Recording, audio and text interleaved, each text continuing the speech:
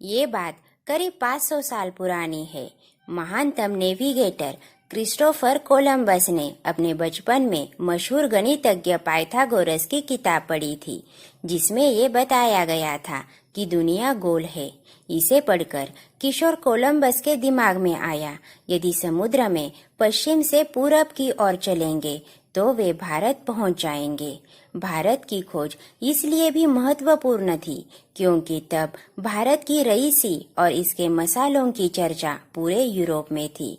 Columbus चाहता था कि समुद्री रास्ते से भारत से कारोबार हो सके, लेकिन मुश्किल ये थी कि तब तक किसी को पता नहीं था कि समुद्र में भारत कितनी दूर है और किस दिशा में सफर करने पर वहां पर पहुंचा जा सकेगा। तब के कारोबारियों में भारत के लिए समुद्र का रास्ता को इसलिए भी खोजने की ललक थी क्योंकि साल 1453 तक इराक और अफगानिस्तान पर तुर्कानी साम्राज्य का कब्जा हो गया था और उसने यूरोपीय कारोबारियों के लिए जमीनी रास्ते बंद कर दिए थे। 3 अगस्त 1492 में कोलंबस भारत के लिए समुद्री रास्ते की खोज में निकला था। करीब 500 साल पहले यूरोपीय देश अरब जगत के माध्यम से मसाले और चाय की खरीद करते थे। अरब जगत को ये सब भारत से हासिल होता था, लेकिन उसने कभी यूरोपीय देशों को ये राज उजागर नहीं होने दिया कि उन्हें ये माल कहाँ से मिलता है। वही यूरोपीय देश लगातार उस देश के बारे में जानना चाहते थे जहाँ से ये सारा कुछ आता है। उन्हें भारत के बारे में पता भी चला, लेकिन अरब जगत ने उन्हें जमीनी रास्ता देने से मना कर दिया। जाहिर है अब आप यूरोपीय देशों के भारत तक आने की कसमाहट को समझ सकते हैं। ऐसे माहौल में साल 1451 में जिनेवा में एक जुलाहे के घर जन्मे क्रिस्टोफर कोलंबस ने भारत का समुद्री रास्ता खोजने की ठानी। पर किशोर कोलंबस के इस मकसद के रास्ते में हर कदम पर रुकावटें ही आ रही थी।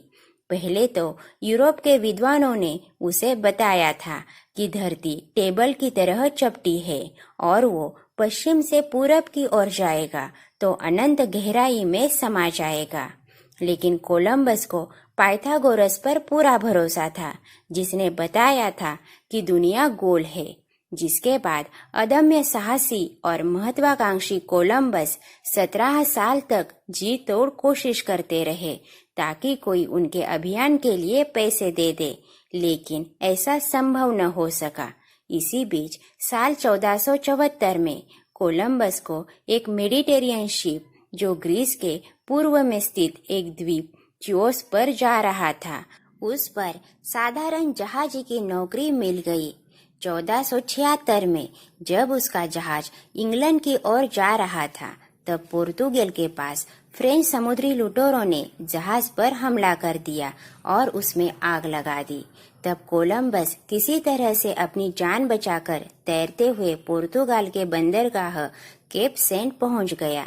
यहीं पर उसकी शादी फेलिपा से हुई। फेलिपा अमीर एवं अभिजात्य वर्ग से थी। उसने कोलंबस की मुलाकात पुर्तगाल के राजा जॉन द्वितीय से कराई, लेकिन कोलंबस की योजना को पुर्तगाल के विद्वानों ने असंभव करार देते हुए उसे सपनों में रहने की संज्ञा दे दी। निराश होकर कोलंबस स्पेन चला गया।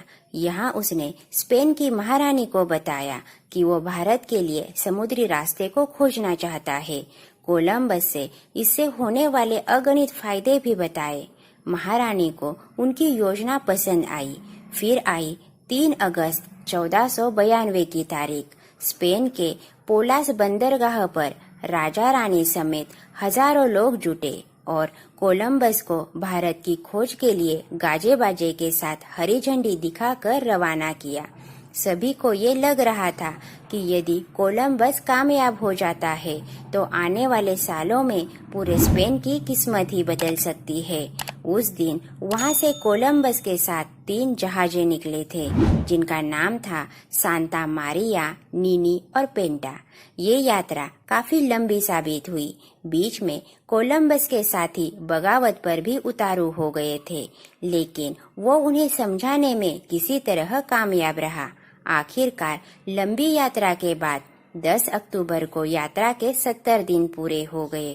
तब उन्हें एक चिड़िया उड़ती हुई नजर आई। उन्हें लगा कि वे गेल्फ की खाड़ी में आ पहुंचे हैं। 11 अक्टूबर को कोलंबस ने घोषणा की कि दूर उन्हें रोशनी टिमटिमाती हुई दिखी है। उन्होंने रोशनी का पीछा किया। 12 अक्टूबर की रात 2 बजे जहाजी चिल्लाने लगे, जमीन जमीन। जहाज पर उत्साह का माहौल बन गया था। जहाज रुकने के बाद कोलंबस उस धरती पर सबसे पहले उतरा। कोलंबस ने घोषणा की कि आखिर मैंने सिद्ध कर ही दिया कि पश्चिम से यात्रा करके पूरब तक पहुंचा जा सकता है। कोलंबस को लगा कि वह इंडिया पहुंच चुका है। वहां के स्थानीय लोगों ने उसका स्वागत किया और उपहार में सोने चांदी दिया। क्योंकि कोलंबस इंडिया की खोज में निकला था, तो उसने वहां के निवासियों को इंडियन कहा। यही वजह है कि आज भी दक्षिण अमेरिका के मूल निवासियों को रेड इंडियन कहा जाता है। बहरहाल कोलंबस वहां से भारी धन संपदा लेकर स्पेन वापस लौटा। 15 मार्च 1493 को जब वो स्पेन लौटा तो वहां के राजा रानी ने खुद उसका स्वागत किया।